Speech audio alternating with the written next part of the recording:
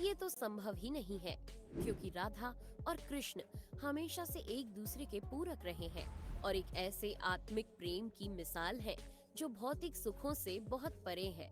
यूं तो राधा कृष्ण का प्रेम अनादिकाल से चला आ रहा है, पर द्वापर युग में जब भगवान नारायण ने कृष्ण रूपी अवतार लिया तो संसार को प्रेम का सही अर्थ समझाने के लिए कृष्ण की ही अंश राधा ने यमुना के निकट रावल ग्राम में वृषभान और कीर्ति के यहाँ राधा रूप में जन्म लिया और जन्म के साथ ही राधा और कृष्ण की प्रेम कहानी शुरू हो जाती है।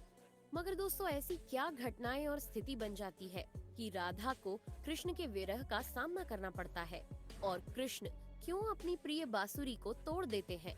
इन सब सवालों के जवाब हम इस वीडियो में जानेंगे।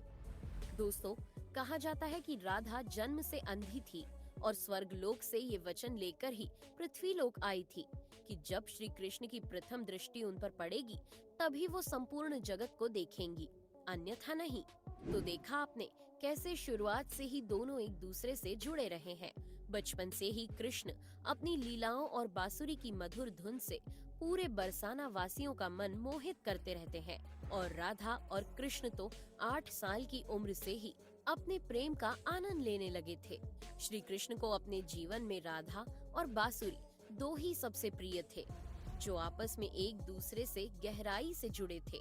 जब भी श्री कृष्ण बांसुरी बजाते, राधा उनके पास दौड़ी चली आती और घंटों बांसुरी की धुन में मग्न रहती, जो उनके प्रेम को और बढ़ाता गया। वो यमुना नदी के तट पर बैठकर घंटों समय व्यतीत करते थे, पर उनका ये सुखद समय कुछ ही वर्षों का था, क्योंकि जैसे कृष्ण के मामा कंस को उनके वृंदावन में होने का पता चला, उसने तुरंत ही कृष्ण को मथुरा में युद्ध का निमंत्रण दे दिया, जिसके लिए कृष्ण को अपनी यशोदा माँ और पूरे गांव के साथ राधा को भी छोड़कर जाना था।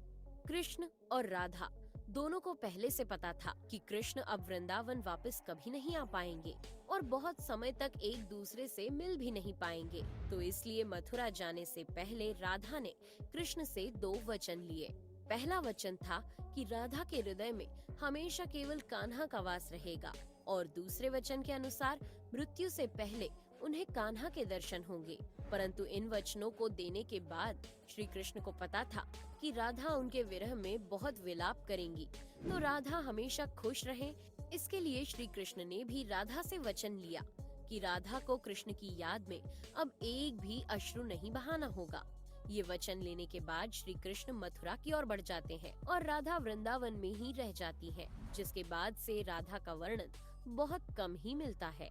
इसके बाद कृष्ण ने मथुरा जाकर कंस का वध किया और अपने माता पिता देवकी वासुदेव को मुक्त कराया और फिर उन्होंने मथुरा से आगे बढ़कर प्रजा की रक्षा के लिए द्वारका नगरी की स्थापना की, जिसके बाद से उन्हें द्वारकाधीश कहा गया। कृष्ण द्वारका में रुक्मिणी और सत्यभामा से भी विवाह करते हैं। साथ ही इनके अलावा भी कृष्ण की 16,108 रानियां थी, जिनमें से रुक्मिणी कृष्ण की सबसे प्रिय पत्नी थी। उन्होंने केवल कृष्ण की छवि को देखकर ही उन्हें अपने मन में बसा लिया था और कृष्ण से विवाह के लिए वो अपने भाई रुक्मी के विरुद्ध भी चली गई थी।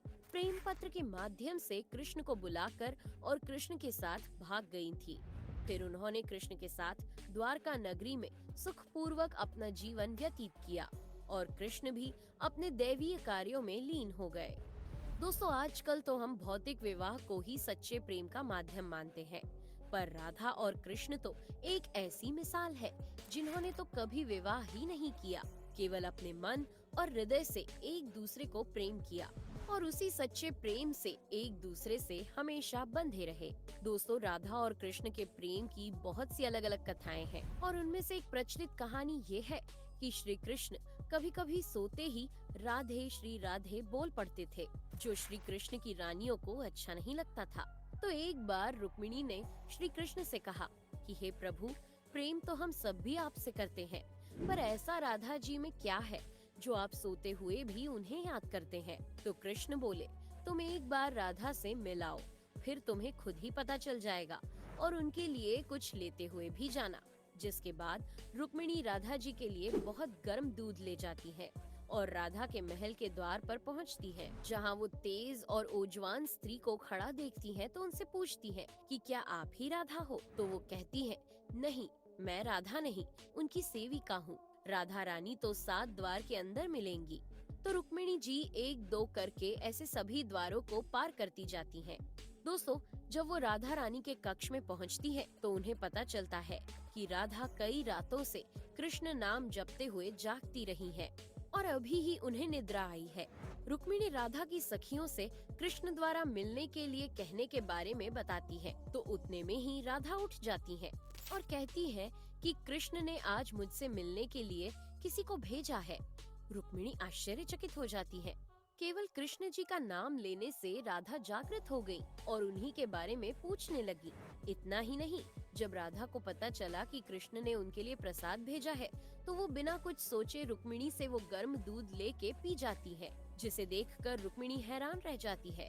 फिर वो राधा जी से बातें कर वापस आ जाती है। ये सब हो जाने के बाद जब रात्रि के समय रुक्मिणी श्री कृष्ण के पैर दबाती है तो देखती है कि उनके पैरों में छाले पड़े हुए हैं, जिसे देखकर वो हैरान रह जाती है और पूछती है कि प्रभु, आप कहाँ पैदल गए थे जो आपके पैरों में छाले पड़ गए? तो श्री कृष्ण बोले, आपने गलती से राधा जी को गर्म दूध पिलाया था, जो राधा एक ही बार में पी गई थी, जिससे उनके हृदय में छाले पड़ गए हैं और उनके हृदय में हमेशा मेरे चरण कमल विराजमान रहते हैं, जिससे मेरे पैरों में भी छाले पड़ गए।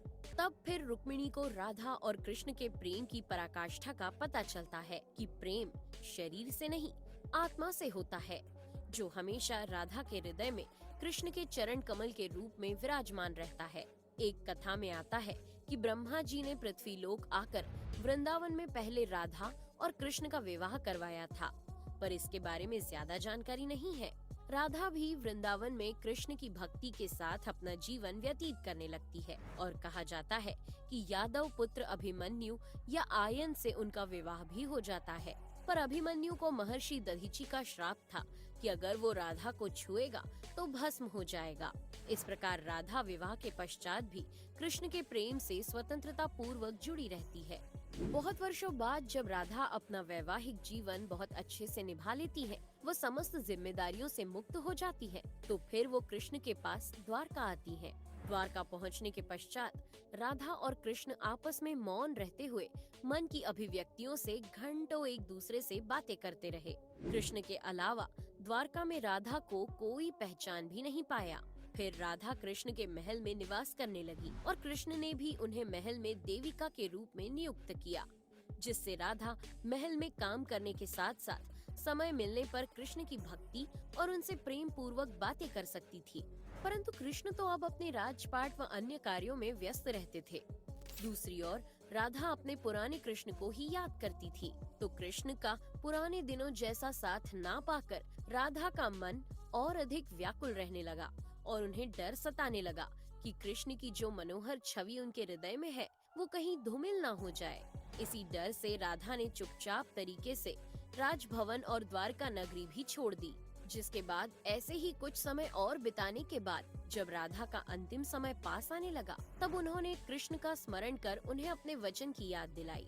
राधा के स्मरण करते ही कृष्ण वहाँ दौड़े दौड़े चले आए, परंतु राधा की अत्यंत दयनीय स्थिति देखकर वे अत्यधिक भावुक हो गए और उन्होंने राधा से अंतिम समय में कुछ मांगने को कहा, जिस पर राधा ने उनके सामने एक ही इच्छा प्रकट की थी कि वो अपने जीवन के अंतिम क्षणों में कृष्ण का वही रूप देखना चाहती है जैसा वो वृंदावन में देखा करती थी। वो उन्हें वही बांसुरी